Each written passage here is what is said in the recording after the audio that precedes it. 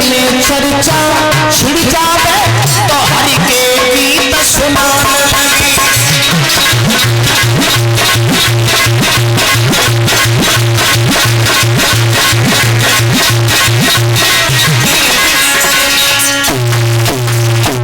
रुक्मिणी बालापन से भगवान कन्हैया की दीवानी बनी थी। प्रण किया था रुक्मिणी ने, अगर मैं शादी करूंगी तो भगवान कन्हैया से करूंगी, वरना जिंदगी भर कुंवारे ही बिता दूंगी। धीरे धीरे भक्तों रुक्मिणी जो है वो शादी के योग्य हो गई। माताओं बहनाओं भाइयों, जब बिटिया शादी के योग्य हो गई, एक बात मैं आपको और बताऊं, बेटी घर में जब जवान होती है भक्तों, तो माता और पिता को चिंता लग जाती है कि कोई सुंदर सा लड़का निहार करके बेटी का विवाह किया जाए। एक बात मैं आपको और बताऊं, बेटी शादी के योग्य है तो शादी कर देनी चाहिए। घरहीन हो जाए लेकिन परहीन नहीं होना चाहिए। बिटिया अगर पढ़ी लिखी है तो लड़का भी पढ़ा लिखा ही होना चाहिए, क्योंकि पति और पत्नी ग्रस्त रूपी गाड़ी के दो पहिया होते हैं, और एक पहिया अगर कमजोर है तो गाड़ी को चलने में बड़ा झटका सा लगता है, जिंदगी बड़ी मुश्किल से कटती है। याद रखना भक्तों, जिस घर में पति और पत्नी के विचार एक नहीं है वो घर एक नरक के समान हो जाता है, क्योंकि पति अगर समझदार है तो मकान बन जाता है, पत्नी अगर समझदार है तो घर बन जाता है, संतान अगर समझदार हो गई तो घर एक मंदिर बन जाता है, और माता पिता भी समझदार है तो घर एक स्वर्ग बन जाता है। भक्तों, रुक्मिणी की मैया ने विचार किया है कि बिटिया जवान हो चुकी है।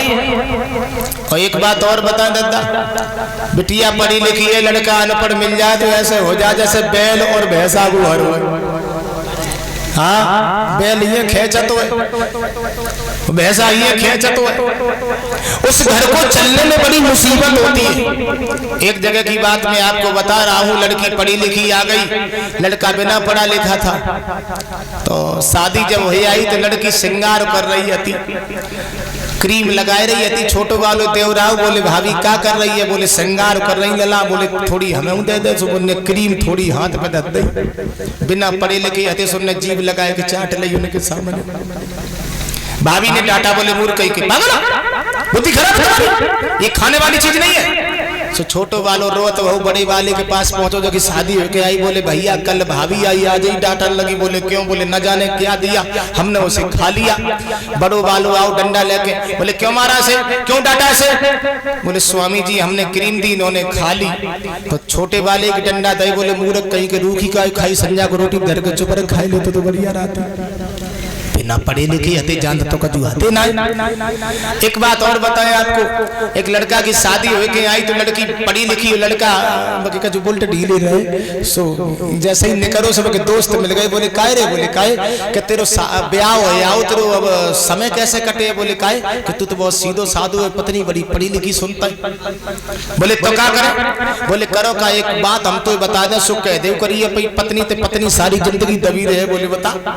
बोले जग कह देव करिए पत्नी का चुका है, जब कह दे करिए बताए आलम, इतनी बात कह दे करिए बस। पत्नी डर रहे। सो बेचारो घर से बाहर गो तो घूमे को, जैसे ही घर पे आओ सो बेचारी रोटी पस के ले आई। बोले स्वामी जी रोटी खा लो। बोले बताए आलम। सो थरिया छूट गई हाथ में। बोले जन पता ना कौन सी लड़ाई न करे आए हो। तो 1 घंटा बाद फिर रोटी लेके गई। बोले स्वामी जी अब तो खाए लो। बोले बताए आलम। 10-15 दिन तक मैंने चैन देवी को। 15 दिन के बाद बेउन करेंगे तो गोबर पाथ में तो उनकी जिज्जी आएगी कचुकाओ की। बोले जिज्जी जिज्जी कैसे रात इस? बोले भगया के दौर पर ठर्री मानो मारे डांट। मतलब? बोले मतलब का बात बात में जकात बतावे आलम, बस दूसरी कोई बात ही नहीं। एक ज्यादा चाला करे बोली ऐसो करिए। अब कहता जो कहे बताए आलम सोई तू जग कह दिए का बताओ बताओ सोई 10 बजे। ठंड की सीजन रहे, बेचारी घर में गई, बिहार में तो लौट के आए। सो हाथ जोड़ के बोली स्वामी जी पानी गर्म करने के ठंडी तना लियो। बोले बताओ। बोले का बताओ बताओ। बोले अब कछु नहीं, अब तो ठंडी तहनाई नहीं है, अब कछु नहीं। कहा बताओ। कहने का हमारा मतलब है पत्नी पढ़ी लिखी है तो लड़का भी पढ़ा लिखा ही होना चाहिए। और बेटिया भी ज्यादा पढ़ी लिखी है। एक जगह की बात, काम ही काज ना करे, आराम से लेटी रहे। अम्मा में और लड़का में सलाह बनी, बोले जब बताओ लला बहू तो काम ही काज ना कर, तो बोले तो क्या करे? बोले ऐसो करो, झाड़ू लेकर तुम आइयो, एक जगह एक तरफ हम पकड़े झाड़ू, तुम कहियो हम झाड़े, और हम कहें हम झाड़े, बहू को शर्म लगे तो उठाड़े होके झाड़न लगे।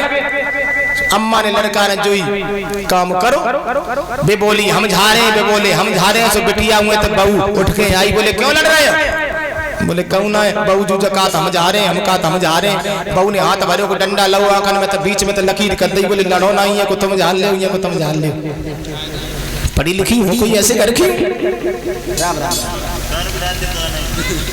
भक्तों, रुक्मिणी की माँ ने विचार किया है, बेटी जवान है, शादी के योग्य है।